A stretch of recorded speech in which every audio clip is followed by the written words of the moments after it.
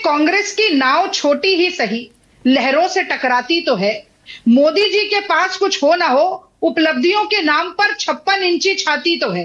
लेकिन कल जब संसद में राहुल गांधी जी ने उस 56 इंच के सीने को नापने का काम किया, तो वो 56 इंच का नहीं, 56 मिलीमीटर का निकला। राहुल गांधी जी ने कहा कि अगर दम है, 50% भी इंदिरा गांधी का दम है, तो नरेंद्र मोदी संसद में आए और बोले ट्रंप का नाम लेकर कि वो झूठ बोल रहे हैं, उनने कोई मध्यस्थता नहीं की और सिंदूर के साथ सौदा नहीं हुआ। 102 मिनट के भाषण में एक बार ट्रंप का नाम नहीं लिया, 102 मिनट के भाषण में एक बार चीन का नाम नहीं लिया, 102 मिनट के भाषण में एक बार जलते हुए मणिपुर का नाम नहीं लिया। मानक किसका नाम लिया? 14 से 15 बार देश के पहले प्रधानमंत्री जवाहरलाल नेहरू का नाम लिया। वाइस प्रेसिडेंट का नाम ले लिया ना। आप कह रहे थे कि भाई आप वाइस प्रेसिडेंट का नाम ले लिया, जेडी वांस का नाम लेकर के उन्होंने देश के संबोधन में कहा है कि 1 घंटे तक वो बात करने का प्रयास करते रह गए। 1 घंटे तक जेडी वांस बात करने का प्रयास करते रह गए, लेकिन पीएम साहब सेना के अधिकारियों के साथ मीटिंग कर रहे थे। दीजिए कि जरूरत नहीं है ये बताने की संसद की डिबेट में कि कितने प्लेन गिरे और ये एयर डिफेंस को पहले क्यों नहीं मारा। नहीं मानक जी 1971 की बात आप कर रहे थे, हमने पूछा था क्या कितने प्लेन गिरे? पाकिस्तान और भारत का क्रिकेट मैच अनाउंस हो जाता है, क्योंकि उसमें अमित शाह जी के बेटे की बीसीसीआई की दुकान है, तो दुकानदारी बचानी है। शुभम द्विवेदी की पत्नी को रो रो कर बोलना पड़ता है। यहां पर भी ये भारत का सम्मान नहीं है, उन मां बहनों की उजड़ी हुई मांग का तकाजा नहीं है। वो बार बार बीच में उनको आकर बोलना पड़ता है कि 3 महीने में आप भूल गए। 100 से अधिक आतंक के आकाओं का, 100 से अधिक मानक जी आपने भी देखा है कि टेररिस्ट न्यूट्रलाइज कर दिए गए। 9 से अधिक ऐसे एयरबेस हैं जो अभी भी पाकिस्तान के कोमा में हैं। यह बात ऐसी नहीं है, यह बात है हमारे राष्ट्र के स्वाभिमान की, और कोई भी व्यक्ति हमारे टेरर के पॉलिसी का भी कल मखौल उड़ाया गया। पिक्चर चालू करो बे। डिबेट में सब कह रहे हैं कि इंडिया हारा है, हालांकि अक्षय और ब्रिगेडियर दहिया का अलग टेक है। आपका क्या कहते हैं रागिनी, बोलिए। देखिए, सेना के शौर्य को सलाम करते हुए कहना चाहती हूं कि ऑपरेशन सिंदूर एक बहुत ही सक्सेसफुल मिलिट्री ऑपरेशन था, और वो सेना की बहादुरी के कारण हमने पाकिस्तान की छाती पर पैर रखकर पाकिस्तान को रौंदने का काम किया। मुझे बहुत गर्व है इस बात का कि भारत की सीमा में जो दुर्दांत पाकिस्तानी आतंकवादी घुसकर आए और हमारे निर्दोष सैलानियों को मारा, उन्हें क्षत विक्षत करने का काम हमारी बहादुर भारत मां के सपूतों ने किया। मैं सबसे पहले तो मानक उन्हें नमन करती हूं और उनको सलाम करती हूं, उनकी बहादुरी को सलाम करती हूं।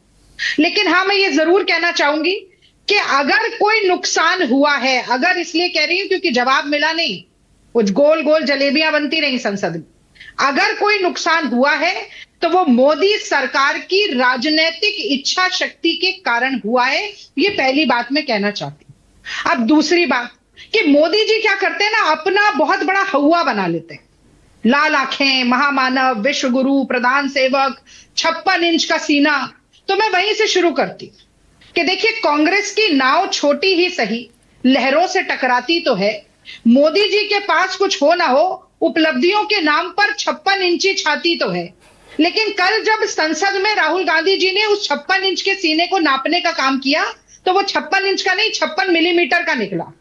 ये प्रत्यक्ष प्रमाण मिला कि नरेंद्र मोदी जी के और उनकी सरकार के नाम बड़े और दर्शन छोटे हैं, ऊंची दुकान और फीके पकवान है। चुनौती बिल्कुल सीधी थी मानक। राहुल गांधी जी ने कहा कि अगर दम है, 50% भी इंदिरा गांधी का दम है, तो नरेंद्र मोदी संसद में आए और बोले ट्रंप का नाम लेकर कि वो झूठ बोल रहे हैं, उनने कोई मध्यस्थता नहीं की और सिंदूर के साथ सौदा नहीं हुआ। लेकिन वो चुनौती तो इतनी बड़ी गले की हड्डी बन गई मोदी जी के लिए कि ना उगली गई ना निगली गई। अब वो दुनिया दुनिया दुनिया के चक्कर काटते रहे। 102 मिनट के भाषण में एक बार ट्रंप का नाम नहीं लिया, 102 मिनट के भाषण में एक बार चीन का नाम नहीं लिया, 102 मिनट के भाषण में एक बार जलते हुए मणिपुर का नाम नहीं लिया। मानक किसका नाम लिया? 14 से 15 बार देश के पहले प्रधानमंत्री जवाहरलाल नेहरू का नाम लिया। तो जब भी जिम्मेदारी से पल्ला झाड़ना होता है, इंदिरा गांधी को ले आओ, जवाहरलाल नेहरू को ले आओ, राजीव गांधी को ले आओ। पर मुझे बताइए आप एक बार कि 2016 में उरी होता है, पठानकोट होता है, 2016 में पुलवामा होता है, 2025 में पहलगांव होता है, 19 में पुलवामा, हाँ 19 में पुलवामा होता है, 25 में पहलगांव होता है। हाँ। अब इतने सारे आतंकी हमले होते रहते हैं, बार बार चूक होती रहती है, लेकिन सरकार की जिम्मेदारी नहीं है। जो हमारे गृह मंत्री हैं आज के समय में, उनकी नाक के नीचे दिल्ली में दंगे होते हैं, मणिपुर जलता है, पहलगांव हो जाता है।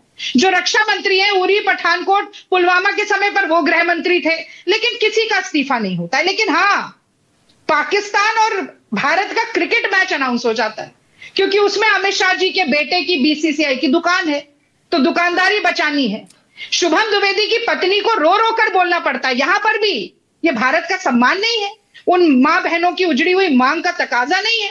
वो बार बार बीच में उनको आकर बोलना पड़ता है कि 3 महीने में आप भूल गए। कल सारे जितने लोग दिवंगत हुए अटैक में, राहुल गांधी और प्रियंका गांधी उनका नाम लेते हैं, किसी एक भाजपा के नेता ने संसद में नाम नहीं लिया। वो बात भी अगर शुभम द्विवेदी की पत्नी आकर कहती है तो भाजपा के लोग उन्हें ट्रोल करते हैं। तो मैं तो डिबेट से जानना चाहती कुछ हूं, निकला नहीं क्या आपके हिसाब से? क्योंकि आप मांग रहे थे ना डिबेट।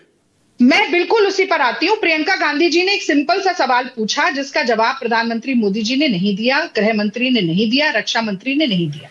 उन्होंने कहा कि भारत के नागरिकों की सुरक्षा की जिम्मेदारी क्या देश के प्रधानमंत्री, क्या देश के रक्षा मंत्री, क्या देश के गृह मंत्री, क्या एनएसए की नहीं है? और अगर है तो इस जिम्मेदारी, इस उत्तरदायित्व को अगर आप नहीं निभा पाए तो किसी का इस्तीफा नहीं होगा, किसी पर कोई उंगली नहीं उठेगी। सवाल पूछते ही आपको देशद्रोही और चीन का एजेंट और पाकिस्तान का एजेंट करार कर दिया जाएगा। और हाँ, एक बात मैं जरूर कह दूं, ये हाथ बंधे होने वाली बात जो आई, क्योंकि आपके स्टूडियो में जो मिलिट्री के गेस्ट बैठे हैं उन्होंने ये बात कही, तो मैं ये जानना चाहती हूं कि 1:05 पर ऑपरेशन सिंदूर की शुरुआत होती है, 22 मिनट चलता है। 1:35 पर डीजीएमओ किसके कहने पर जाकर पाकिस्तान से कहते हैं कि हम आपके मिलिट्री इंफ्रास्ट्रक्चर को ध्वस्त नहीं करेंगे, एस्केलेशन नहीं चाहते हैं? सरकार के कहने पर ही बोलते हैं ना। तो क्या ये हाथ बांधने का काम नहीं है कि पाकिस्तान पूरी तरीके से आजाद है कि वो चीन के ड्रोन लेकर हम पर अटैक करे, हमारी सीमा में घुस आए, आरडीएक्स ले आए 300 किलो, उसका आज तक पता न चले, लेकिन हमारी सेना के हाथ बंधेंगे? और क्या कहते हैं हमारे डिफेंस अटैचे शिव कुमार, वो दर्शकों को बताना बहुत जरूरी है, मैं कोट करना चाहती हूँ। उन्होंने कहा, we did lose some aircraft and that happened only because of the constraint given by the political leadership to not attack the military establishments and their air defenses. It is not the opposition who's making this accusation. हमारे देश के defence attack को Indonesia ये सवाल पूछ रहे हैं। 1 minute, हाथ बांध कर सेना को भेजा, फिर सेना के जो आगे बढ़कर कुचल रही थी पाकिस्तान को, उसके पैर वापस खींचे। ठीक है, ओके। अब गुरुप्रकाश करके, और इसका कोई जवाब नहीं दिया, क्योंकि मोदी जी की दाल में काला नहीं है, पूरी दाल काली। गुरुप्रकाश बोलिए। मानक जी, कल देश ने देखा, शेर ने दहाड़ा और गीदड़ भपकियां होती रहीं। शेर ने 100 मिनट से अधिक के समय तक दहाड़ा और गीदड़ देखते रहे। ये तो कल देखा ना हम लोगों ने। लगातार कांग्रेस पार्टी और विपक्ष के द्वारा जो सवाल खड़ा किया जा रहा था, अमेरिका के उपराष्ट्रपति जेडी वांस ने फोन किया, 1 घंटे तक प्रधानमंत्री जी ने हमारे सुरक्षा, हमारे स्वाभिमान और हमारे संप्रभुता को सर्वोच्चता देने का काम किया है। मुझे याद आ रहा था अटल जी का वो समय, जब अटल जी ने कहा था कि जो न्यूक्लियर ब्लैकमेलिंग होती है, अगर पाकिस्तान ऐसा करने का सोचेगा तो पाकिस्तान कल का सूरज नहीं देखेगा। लगातार प्रधानमंत्री जी ने एक एक करके ऑपोजिशन के सारे प्रोपोगेंडा को, सारे एजेंडा को ध्वस्त करने का काम किया है। ये चाइना के लोग, ये पाकिस्तान के लोग लगातार जिस प्रकार के प्रश्नों को उठाने का काम हो रहा था, कल हमने देखा है। और उससे पहले अमित शाह जी का भाषण, उससे पहले राजनाथ सिंह जी का भाषण, क्रमबद्ध तरीके से आपने कहा ऑपरेशनल फ्रीडम की बात। ऑपरेशनल फ्रीडम के नाम पे पूरी की पूरी स्वतंत्रता हमारे फौजियों को दी गई। आपने कहा कि भाई हमारा स्ट्रेटेजिक ऑब्जेक्टिव क्या हुआ, हमने प्राप्त क्या किया? 100 से अधिक आतंक के आकाओं का, 100 से अधिक मानक जी, आपने भी देखा है कि टेररिस्ट न्यूट्रलाइज कर दिए गए। 9 से अधिक ऐसे एयरबेस हैं जो अभी भी पाकिस्तान के कोमा में हैं। यह बात ऐसी नहीं है, यह बात है हमारे राष्ट्र के स्वाभिमान की। और कोई भी व्यक्ति, हमारे टेरर के पॉलिसी का भी कल मखौल उड़ाया गया। क्या कहा गया? An act of terror will be an act of war, उसका भी मजाक उड़ाया गया। लगातार चीन और पाकिस्तान पे टिप्पणी करने वाले लोग, चीन से एमओयू करने वाले लोग, उस कंडीशंस को बाहर नहीं लेकर के आने वाले लोग हमारी सरकार के मंशा पे सवाल खड़ा करते हैं। मानक जी, ये ठीक नहीं है। डिफेंस एक्सपोर्ट हो, डिफेंस प्रोडक्शन हो, डिफेंस बजट हो, सब में एक ऐतिहासिक बढ़ोतरी हमने पिछले 11 वर्षों में देखा है। प्रधानमंत्री जी का एक शब्द मानक जी 2014 और 2014 के बाद के भारत को परिभाषित करता है, लावारिस वस्तुओं से सावधान रहें। मानक जी, आप भी डीटीसी के बस में जाते होंगे, हम भी डीटीसी के बस में जाते हैं। बैठने के पहले कुर्सी के नीचे देखते थे कि कोई लावारिस वस्तु है क्या। हम स्टेशन पे जाते थे, स्टेशन पे भी यही अनाउंसमेंट होता रहता था। 2014 के बाद में सीना ठोक के कहना चाहता हूं कि अनाउंसमेंट होने बंद हो गए हैं। भारत की सेफ्टी, अच्छा गुरुप्रकाश, 2-3 सवाल रह गए, मैं कह रहा हूं उस पर भी कुछ बता देते हैं। आपकी रूलिंग पार्टी है, क्योंकि आपका स्टैंड मानक जी 5 नहीं, आप बोलिएगा, मैं आपको टाइम दे रहा हूं। और मैं ये चाह रहा हूं थोड़ा सा ये इस पर बोल दीजिएगा कि कितने प्लेन गिरे, क्या ये बताना उचित नहीं होता जब बहस हो रही है संसद में तो? और क्या ये बताना उचित नहीं होता कि आप कह रहे हैं ऑपरेशनल फ्रीडम दिया गया था? मैं कह रहा हूं जब भी एयरक्राफ्ट जाते हैं या अपनी सीमा से ही मारते हैं तो ये तो कॉमन सेंस होता है। मेरे ख्याल एसओपी होता है कि पहले एयर डिफेंस मारते हैं आप, उसके बाद अटैक करते हैं। मानक जी, मैं अपनी बात को जरा पूरा कर लूं। जितना आपने वक्त कांग्रेस के साथी को दिया था उससे आधा समय मुझे दे दीजिएगा तो उतना पर्याप्त रहेगा, क्योंकि ये वीरों के पराक्रम पे, सेना के शौर्य पे, बीच ऑपरेशन पे किस प्रकार की टिप्पणी हो रही थी लगातार। कल की बात है मानक जी, यूनियन मिनिस्टर रहे हैं यूपीए के समय पी चिदम्बरम, क्या कह रहे थे? क्या वो पाकिस्तान का लाइन नहीं टोक कर रहे थे? ये आए हैं कि नहीं पाकिस्तान से पहलगाम के आतंकी, इसको लेकर के पी चिदम्बरम साहब, जो कि कांग्रेस की सरकार में वित्त मंत्री रहे, कांग्रेस के इतने वरिष्ठ नेता हैं, कांग्रेस की सरकार में होम मिनिस्टर हैं, उनके मन में भी यह संदेह था, उनके मन में भी यह शंका थी कि ये पहलगाम के जो आतंकी हैं ये पाकिस्तानी है कि नहीं। इनकी हिम्मत कैसे होती है, इनकी हिम्मत कैसे होती है कि इस प्रकार के सवालों को भी अब खड़ा कर सके। कल जब ऑपरेशन महादेव के दौरान, अब ऑपरेशन महादेव से भी दिक्कत है कि महादेव नाम क्यों रखा गया है। ऑपरेशन महादेव के दौरान पहलगाम में लिप्त सारे के सारे आतंकियों क्या हश्र कर गया हमारे फौज ने, यह आपको देखने की आवश्यकता है।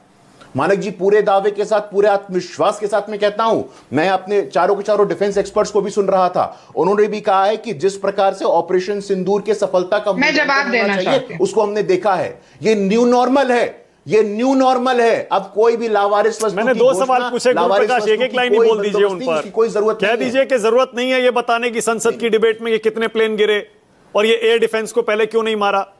नहीं मानक जी 1971 की बात आप कर रहे थे, हमने पूछा था क्या कितने प्लेन गिरे? 65 में कांग्रेस पार्टी की लड़ाई, हमने पूछा था क्या कितने प्लेन गिरे?